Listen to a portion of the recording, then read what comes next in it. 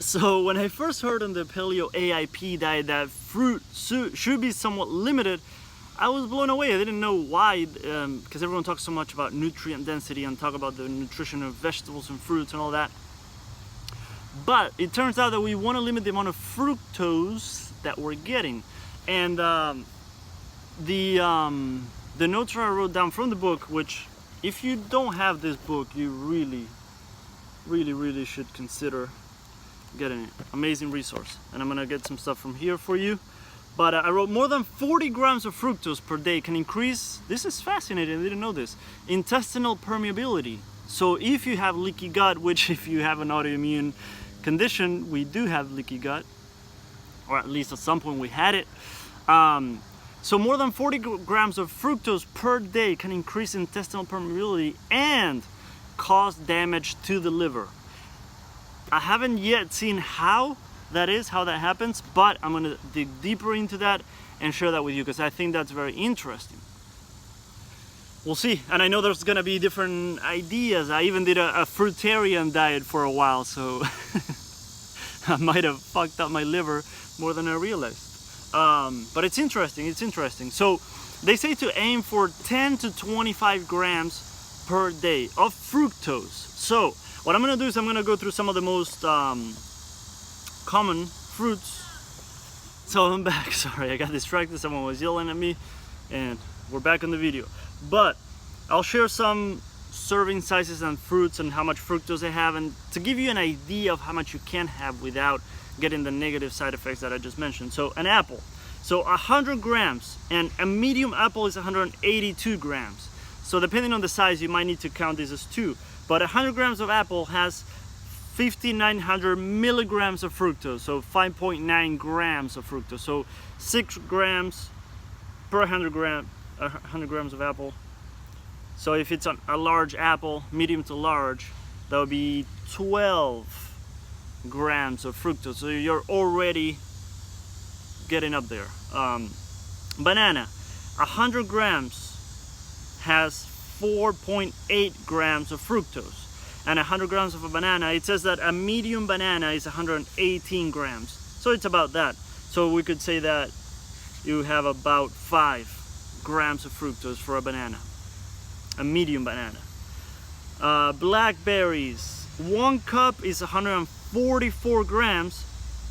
I know this can be a little confusing. So 100 grams of blackberries has 2.4 grams of fructose. So that's a lot lower.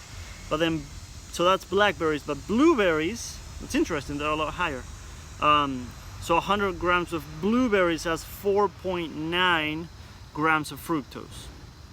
So just to give you an idea, you might need to start measuring at first to get a good idea of how much fructose you're getting. But this table is on page 370 of the book, and it has a ton of information. So you should really get this book. I'll put a link down below, but here's the name if you want to look it up. All right, that way you don't think I'm trying to get a commission from you with my affiliate link. I'm just trying to help out, please. But so there's other fruits like dates are actually huge. So 100 grams of medjool, I don't know how to pronounce that, dates has 32 grams of fructose. So that would be it for the day. 100 grams of no, they say to 120 to stay within 10 to 25 grams of fructose. So you'd be going over even with just 100 grams of that. So it just to keep that in mind. Let me see, what's another fruit that you like? Grapes, 100 grams of grapes, 8 grams of fructose. Kiwi, 100 grams of kiwi, 4.35 grams of fructose. Mango, 100 grams of mango, 4.68 grams of fructose. So just to give you an idea, so that, and you can obviously, there's probably on Google tables of how much fructose things have and all that. So remember to aim for 10 to 25 grams a day. You might need, I've heard people say that they need to stay on the lower end for a while they're healing. Some people So now it's summer, it's really hot, I work outside a lot, so sometimes I really enjoy a piece of fruit. I love apples, and it feels really good on my body. So, but I do notice that when I go a little too far with the fruit, I don't know what it is, but I do notice that it might not be the best for me. So just keep that in mind. Because I mean, if you're trying to heal intestinal permeability, and I know there's going to be so many different ideas and theories with this, I'm just sharing with you what's on this book, and she researches this so much that it seems like a very good source, a reliable source. But I don't know, let me know about your experience. How much fruit do you tend to have a day? How much do you aim to have a day? And what do you notice?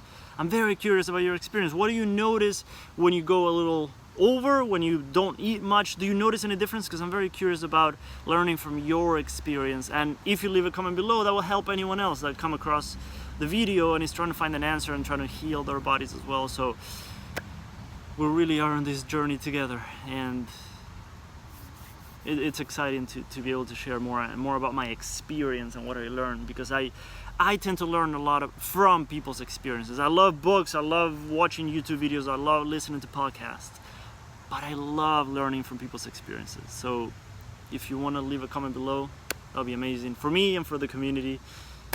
Very grateful. So I really hope this helps. Please give it a thumbs up if it helped, if there was anything there that was useful, and so much more coming. Have a beautiful day.